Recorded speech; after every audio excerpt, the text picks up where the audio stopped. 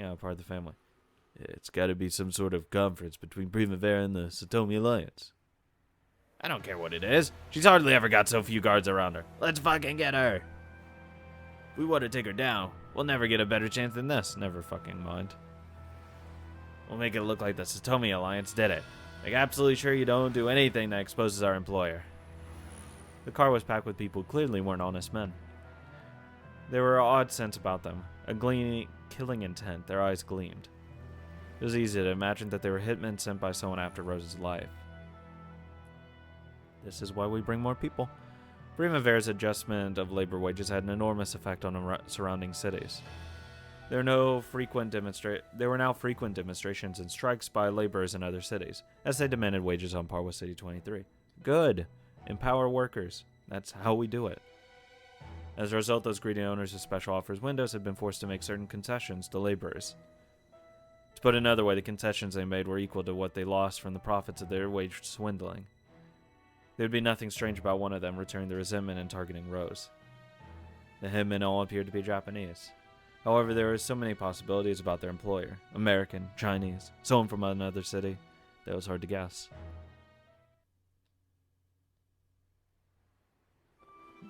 What?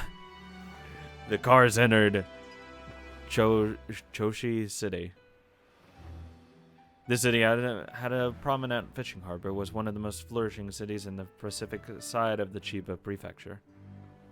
The townscape included no traces of English or Chinese neon signs. I'd totally forgotten that scenes like this existed.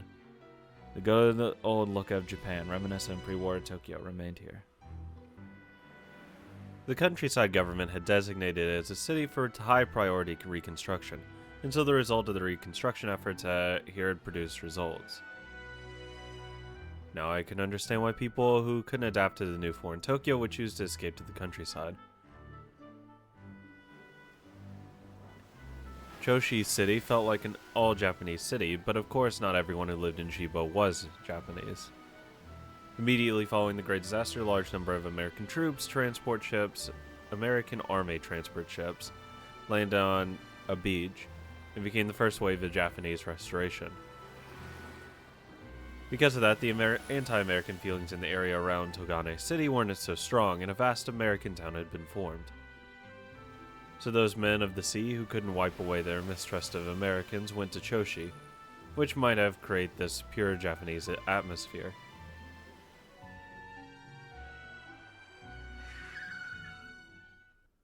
We could have braked earlier. The line of cars stopped on the outskirts of the port city. Their meeting with President Satomi was supposed to start in the evening. However, it was still just past noon. Were they planning to kill some time at some bar until the meeting started? Nope. They were here to meet a certain person before the conference. The person that had acted as a mediator in setting up this meeting with President Satomi. Wonder who it is. I can't believe they won't even tell us guards. Maybe it's some big shot from the old government who's been labeled as a war criminal. Or it could just be someone from the underworld who's so big just speaking their name would be terrible. I'm getting pretty nervous. The car stopped at a beat of a slightly large Western-style restaurant. But those aren't allowed here. Probably served food during the day, alcohol during the night. The Western-style building would have looked natural in City 23, but seemed a bit out of place in this city. It's a bit seedy. If you were going to speak with some mysterious big shot, wouldn't you expect it to be in the lobby of a luxurious hotel or something? Does it look like there are any here? That sort of thinking's probably because we've been poisoned by American and Chinese culture. That might be true. Shh, it's Wayne. The censored bar. Listen up closely. Madame Rose is about to meet a certain person in this restaurant. However, you are not to speak to this person. If you do speak, you'll lose your tongue. Don't talk to him and forget you ever saw him. If you let anything slip, I'll follow the law of the wolf and kill you. Yes, boss. Right off the bat, he's making us incredibly tense. However, Madame Rose, the one who was actually supposed to meet this person, looked bright and cheery. I never imagined I'd have you as one of my guards, Zell. A pleasure working with you, and the same goes for the rest of you. Fear not, Madame Rose, we will protect you without fail. Thank you, don't be so tense. We aren't going to meeting with Scary, it's a friend of mine. Good job, Wayne. Loser. Even though Wayne was threatening them, Rose said it was a friend. Who on earth could it be? I couldn't tell if I was nervous or just gaping. Gapping? Oh, okay.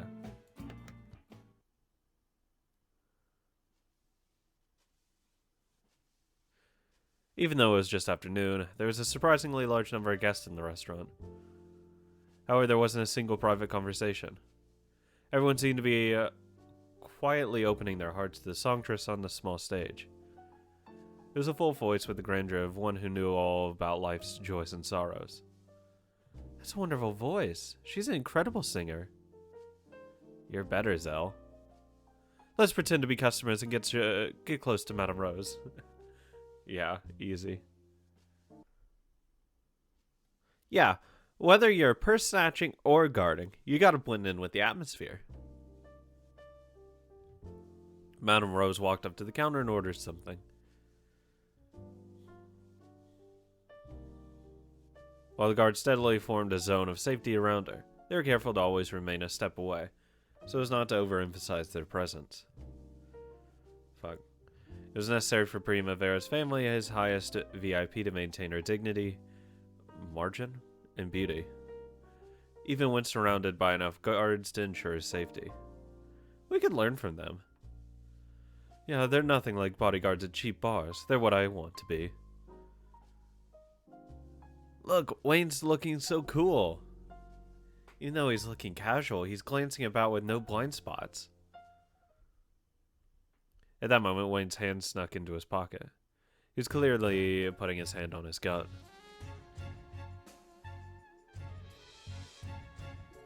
The four-person group looked around, startled, but they couldn't sense any approaching danger. The only difference was that a different man was standing behind the counter like a bartender.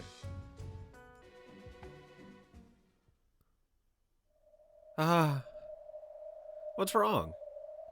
But he's supposed to be dead. Oh, god damn it. What are you talking about? Everyone thought he was dead. No one ever actually announced anything like that, but everyone assumed it. That's what the word on the street said. God damn it, it's fucking Caleb, right? It's probably not Alfred. Nina might have been ill-suited to be a lady of the evening, but she still had one skill that would have helped her here. She never forgot a face that she had seen. Father Caleb.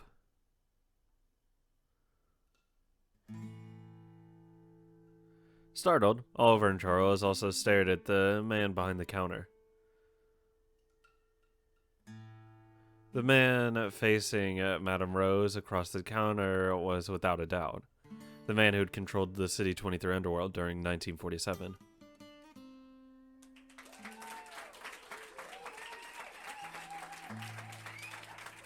When the songstress finished singing, she stepped down from the stage to great applause and approached Madame Rose.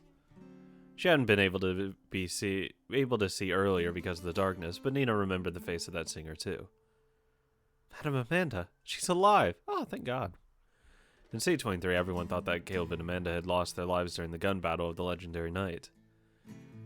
Since no one denied it and everyone assumed it was true, it had become the generally accepted opinion.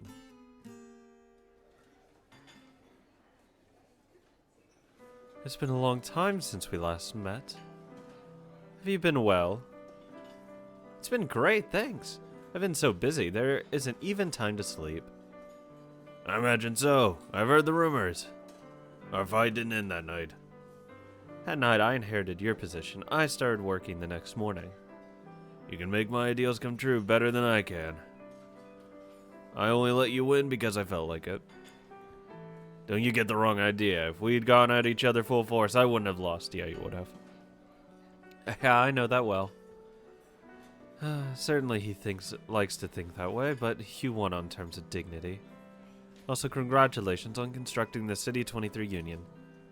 Thank you very much, but of course we're only just begun. If you want to solidify your position, you'll need to make your base of support really feel that you're befitting them. benefiting them. It's just like war. Unless you concentrate your forces and move forward, you can't influence the battlefront. I understand. Ultimately, I want to save all of our countrymen. But to do that, I've got to start by saving our countrymen in City 23. It must have hurt your heart to cut off our countrymen in other cities. Some people must have said some pretty artless things too. Fuck them. Fuck other people. I understand. However, it's my role to be hurt by things like that. It's the role of Primavera's madam to stand at the brunt to get hurt before everyone else. Caleb and Amanda exchanged glances and smiled.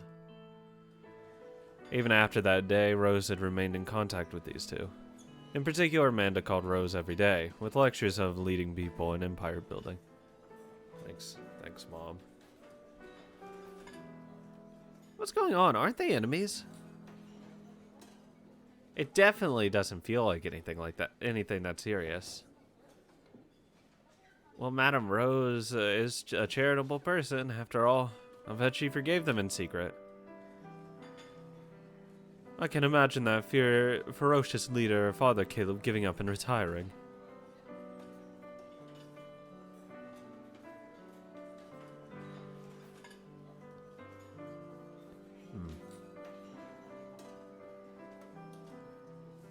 It definitely doesn't feel like he was defeated by Madame Rose and gave up. Caleb and Amanda smiled at each other as they exchanged words with Rose. Good people have been killing each other all over the City 23, really smile together so peacefully.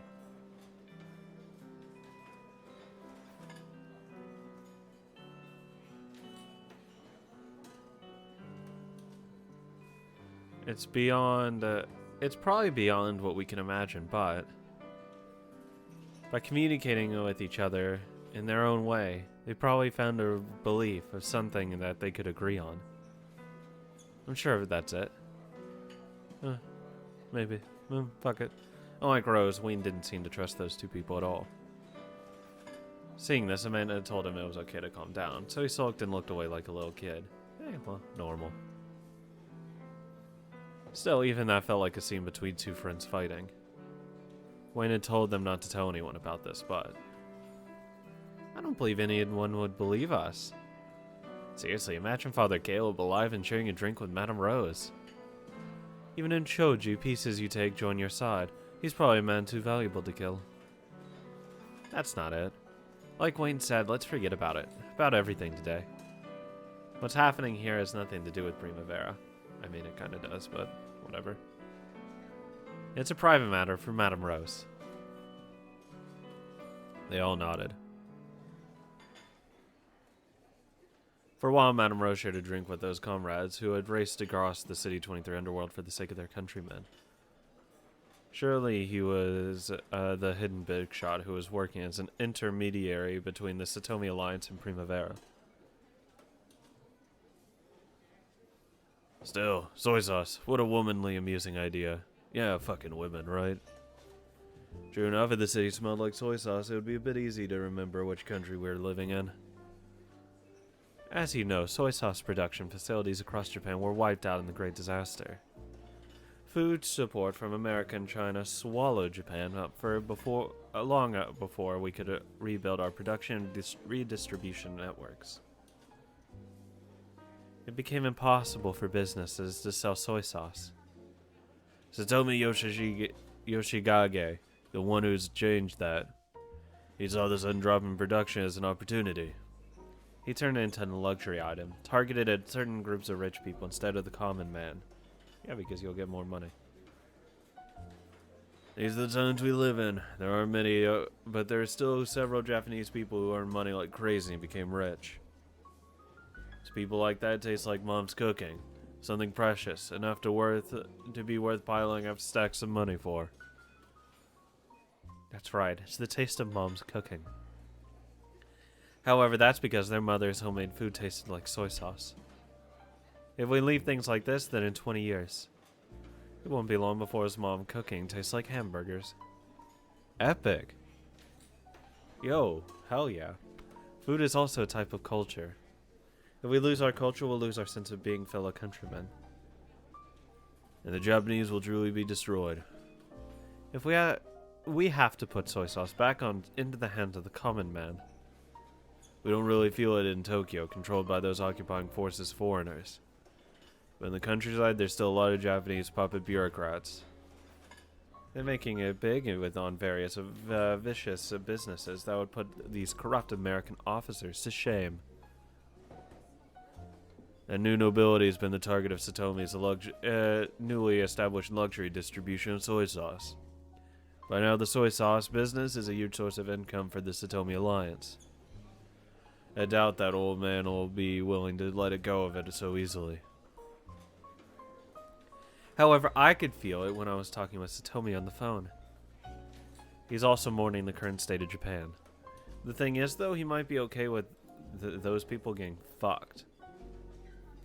Like in like the big cities or whatever, because, you know, they're not real Japanese, quote unquote, blah blah blah, that bullshit. He thinks the age where the scent of soy sauce and miso drifting across the evening streets is something we must not lose. You mean that supervillain Satomi? I find that a bit hard to believe. I talk about you with him a lot. I'm sure he'll at least listen to you. After all, he's a greedy old man. He's been eyeing City 23 all the time, ever since my era. Good. You think he'll deal with City 23 in front of him? He'll probably get his mouth watering. I wish you luck.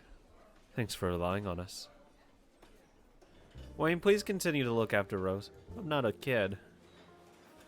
Fucking Wayne, please. I wish. I don't need you to tell me that. You've gotten dignified, kid. I'll bet you wish Leo could see you now, huh? Shut up. I'll surpass him. Leo comes, pats him on the shoulder. It's okay, kid. At that moment, the doorbell rang, announcing the arrival of another guest.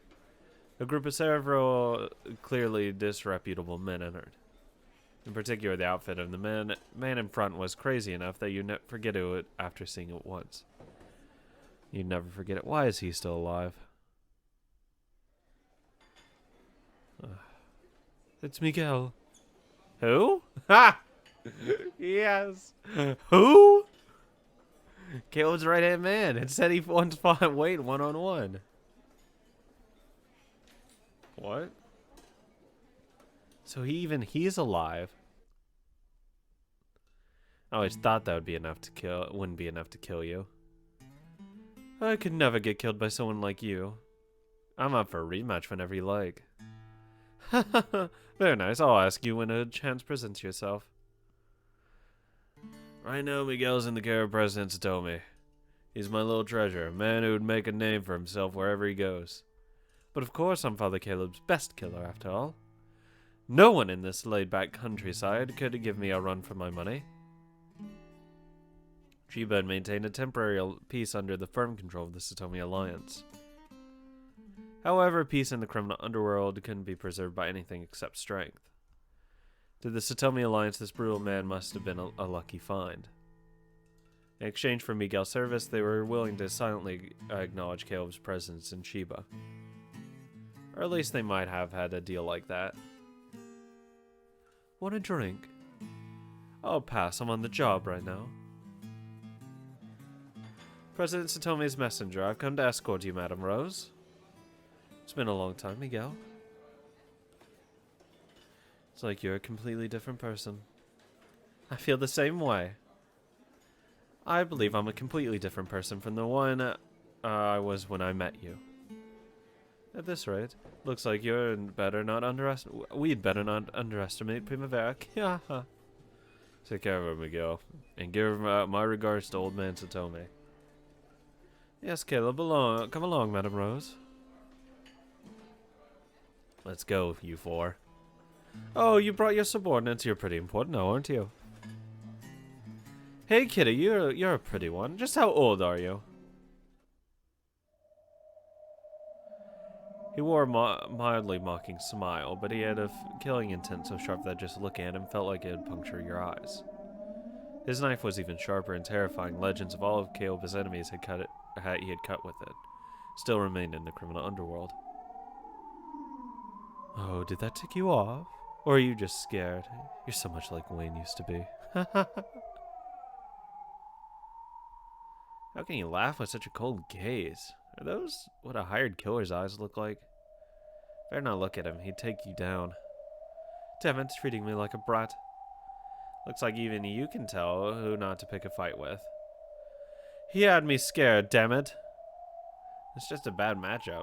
We aren't even close to his level. Zell firmly clapped Oliver on the shoulder. Nice job hanging in there. You did great, Oliver. You didn't explode. Knowing not to pick pointless fights, that's a good trick for keeping your fortune from going down.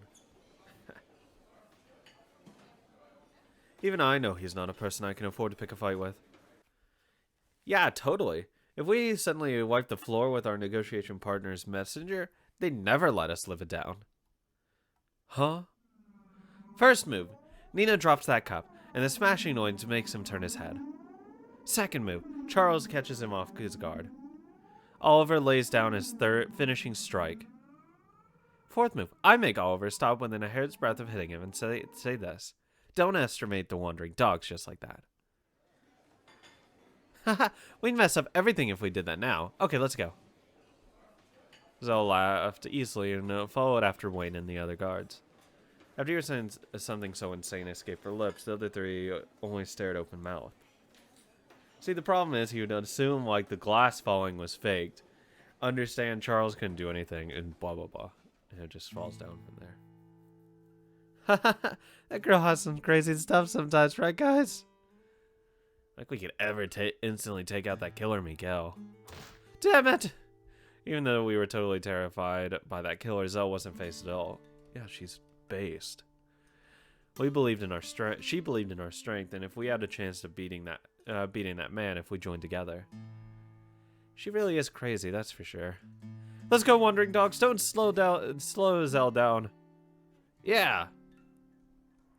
Miguel's group had a car waiting outside. They'd probably lead the way for us. Thanks for your assistance. Okay, let's go. Don't you getting lost, okay? Make sure you don't let your guards down, you all. Yes, sir. I'm getting all tense. Don't get scared, fool. Just once people underestimate you, it's all over. Well, it's actually good to be underestimated. It's bad when they overestimate you. Because then they plan for you to be better than what you are, and it just goes downhill.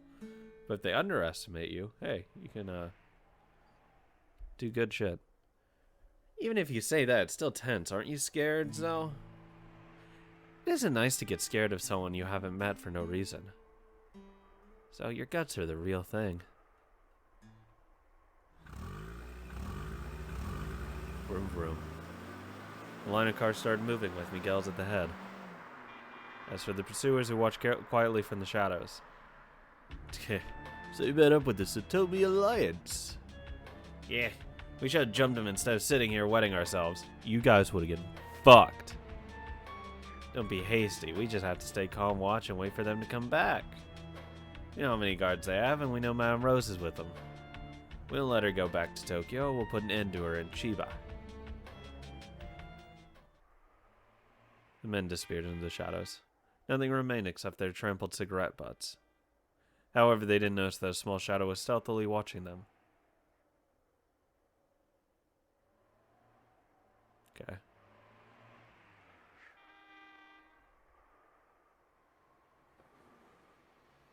Whatever. Rose's procession followed Miguel's car, which raced down a highway with a view of the beach. They could see a fishing port lined with countless fishing boats. It was a scene that told them without a doubt that they were in Japan. Ah yes, fishing boats. The only country that has them. Even if it's too late for Tokyo, maybe it's still possible to protect this scene from our homeland, at least in the countryside. No one said it out loud. They seemed to be quietly thinking that about the future of their homeland. I don't know, most of the people here have been fucked by it. I don't know why you want to save it. Eventually, a pure Japanese-style mansion came into view. Rosewood got fucking put down because she was, like, mixed race. All these people are broken fucking poor and had a shit life. Like, why would you want to protect it? Honestly. There's a mansion of Satomi Yoshikage, president of the Satomi Alliance. If you're living it up fucking big, yeah, I could see why you want to protect it. Otherwise, no, fuck that.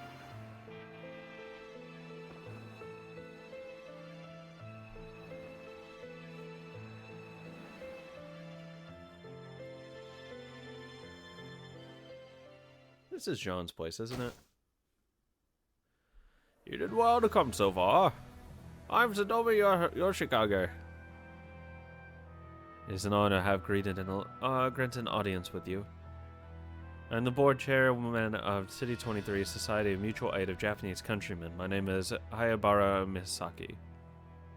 Rumor had it that he had absolutely detested words from horizontal writing. She avoided introducing herself as Madam of Primavera.